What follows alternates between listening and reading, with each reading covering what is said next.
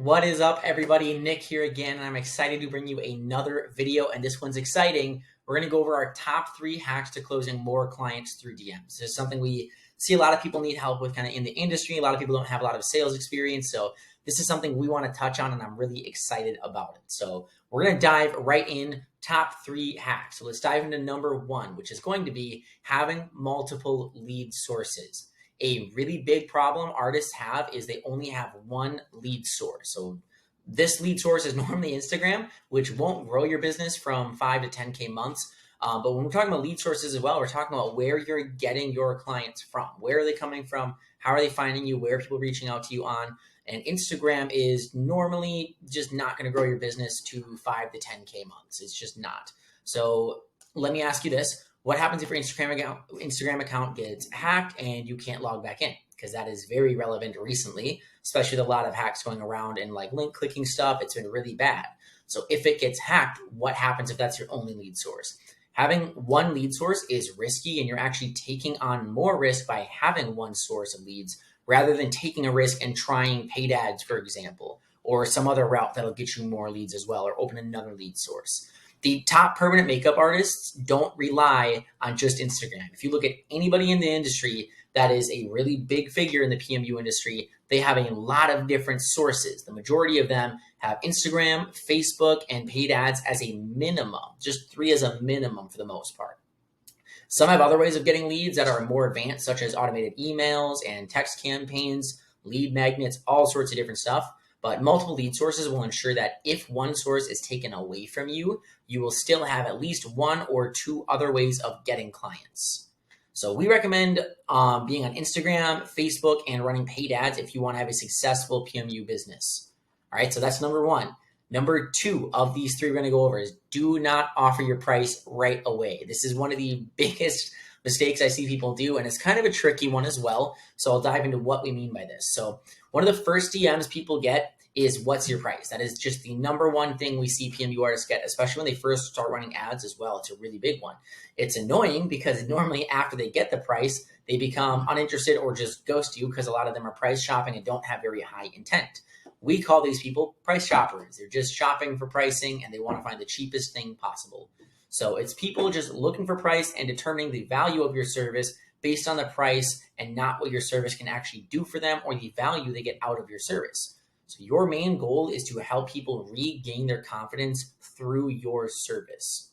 The thing that gets in the way of you helping someone is they're just price shopping at the moment. They're just not serious. They don't have a very high intent. So here's what you say instead. This is kind of a script we've been using for ourselves in our business, and we tell all of our clients to do this, and it works very, very well for them. So what we'll say, and you can write this down if you'd like, and I'll even just do some quotes here. Okay, so quote. So we actually have a few different services at different price points. We normally like to do a consultation first to see if this service is right for you. Do you have time tomorrow at 2 p.m.? End quote. So the reason we do this is, number 1, it ends in a question rather than you leaving it pretty open-ended for them to decide to respond. And it's a yes or no question either. Something you can do as well is say, do you have time tomorrow at 2 or 4 p.m.? Something like that, where you're giving them 2 options to pick from. That statistically will also get a lot more of a response as well. So this way you're not saying no, you're not just breaking trust by trying to avoid telling them the price, but you're giving them options to consider, to take, to actually get the price as well. This has now taken the conversation from price shopping to them making a small commitment to having a consultation instead. So they have to make a commitment of 1 of 2 things. One is money, one is time, and this is kind of a time commitment, and it helps them very much get involved in your sales process, which leads me to my next point, which is 3. Offer a free consultation instead of a paid consultation. Now, I know a lot of you guys are going to freak out at this one, but let me explain. We've tested free versus paid with multiple different clients, and here's what we found. Paid consultations have a higher show-up rate, but you book significantly less consultations. We've even seen artists not book a single consultation because people didn't want to put down a small deposit, which then what happens next is we switch the paid consultation to free, and they started getting a steady flow of clients, not just consultations, but actual clients. With free consultations, we've seen a significant increase in book consultations, but more people basically don't show up to that consultation. So the no-show rate goes a little bit higher, but a majority of the people that show up to the consultations will actually book an appointment. One of our clients right now that is getting consultations through paid ads is closing 91% of her consultations. 9 out of 10 people that are coming in are becoming full paying clients. And it has been really, really good as far as the strategy goes. So what we found out is the more consultations you book, the more clients you will get. And the best way to get more consultations is to offer them for free. You have to understand the reason this works is because the main goal of a consultation is to shift beliefs. People haven't committed to your service yet, and you need them to take a small commitment first, okay? Consultation just gets them to have a conversation with you. It opens the door, and this is where they can actually meet you, ask you questions. You can bring up all the benefits. You get them more comfortable with you as an artist, and you build a lot of trust.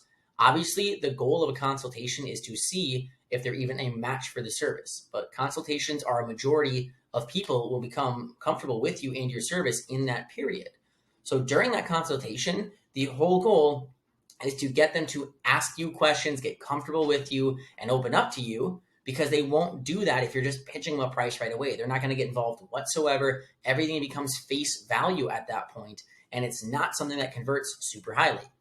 Okay, I hope that all makes sense, guys. Try switching to a free consultation if you haven't yet. Make sure you have more than one lead source, okay? Get those running. Make sure you have multiple sources of revenue and avenues of new clients coming to your business.